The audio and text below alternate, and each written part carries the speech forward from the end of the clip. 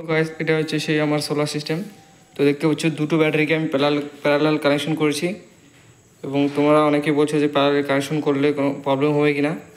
তো দেখতে পাচ্ছ আমি লেড অ্যাসিড এবং লিথিয়াম ফসফেট দুটোকে প্যারালাল কানেকশন করেছি। এটা আমার সুবিধা হয়েছে কি, তোমার লিথিয়াম ফসফেট ব্যাটারিকে যখন লো হয়ে যায় তখন অটোমেটিক কাট করে দেয়, কোনো আউটপুট দেয় না।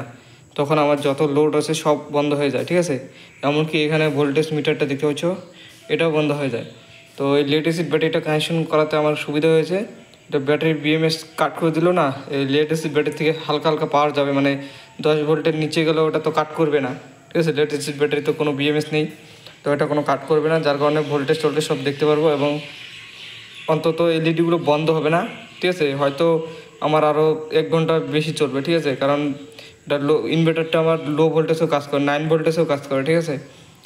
তো এই বিএমএস লিথিয়াম ফসফেট ব্যাটারিটার বিএমএস হচ্ছে 11 ভোল্টে কাট করে, ঠিক আছে। কিন্তু এই লেড অ্যাসিড ব্যাটারি আমার 9 ভোল্টেজ পর্যন্ত ডিসচার্জ হয়, তো ততক্ষণ পর্যন্ত আমার এলইডিগুলো জ্বলবে, ঠিক আছে।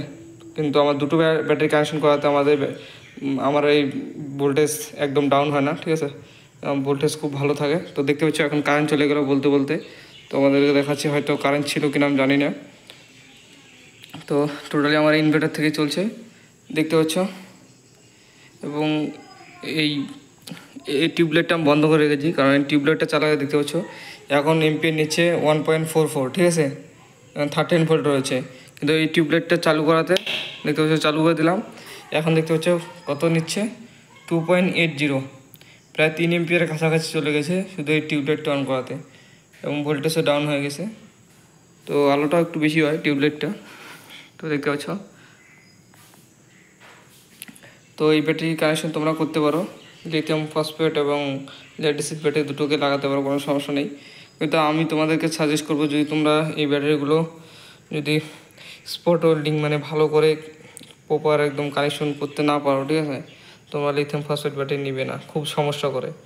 যেমন এর আগের দিন আমার ওই সোল্ডারিং আমি ভালো করে করতে পারিনি, যার কারণে ওখান থেকে তারটা খুলে গেছিলো, যার কারণে কোনো আউটপুটই পাইনি, ঠিক আছে। পরে আমি ওটাকে লাগিয়েছি, এখন ঠিকঠাক চলছে, কিন্তু আমাকে ভালো করে সব একদম ভালো করে লাগাতে হবে, সবগুলো সোল্ডারিং করতে হবে। আর তোমাদের সুবিধা হবে তোমরা এই লেড অ্যাসিড ব্যাটারি নিবে, এগুলো ব্যাটারি নতুন নিবে এবং ওয়ারেন্টির সাথে নিবে, তা তোমাদের এই ব্যাটারিগুলো অনায়াসে তোমরা 3-4 বছর চালাতে পারবে, কোনো প্রবলেম হবে না। কিন্তু ভালো কোয়ালিটির ব্যাটারি নেবে, ঠিক আছে, ব্র্যান্ডের। তো এই ব্যাটারি লেড অ্যাসিড ব্যাটারিগুলো সোলার সিস্টেমে কাজ করে।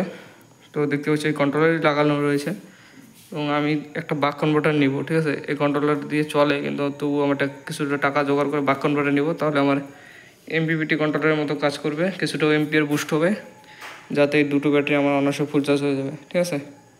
তো ভিডিওটা ছোটো মোটোই দিলাম, বেশি বড় ভিডিও বানালাম না, ভিডিওটা আজকে এই পর্যন্তই, দেওয়া আছে নেক্সট ভিডিওতে। তো তোমরা কমেন্ট করো, টপিক দাও যে কী টপিক ভিডিও চাও, তো সেটা আমি ভিডিও বানাবো। তো টাটা, বাই বাই।